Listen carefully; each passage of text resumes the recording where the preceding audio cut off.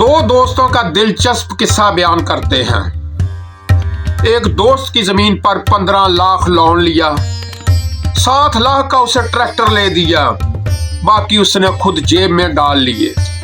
फिर 1 साल बाद बैंक सूद देने के लिए उसका घर गिरवी रखवा कर 4 लाख लोन और लिया।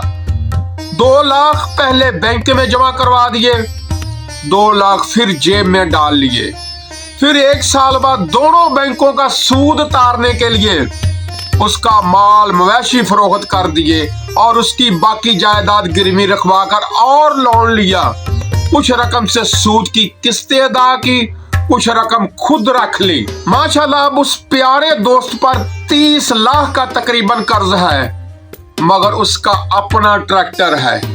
मगर मजाल है उस बेशर्म इंसान ने कभी दोस्तों के सामने मेरी तारीफ की हो।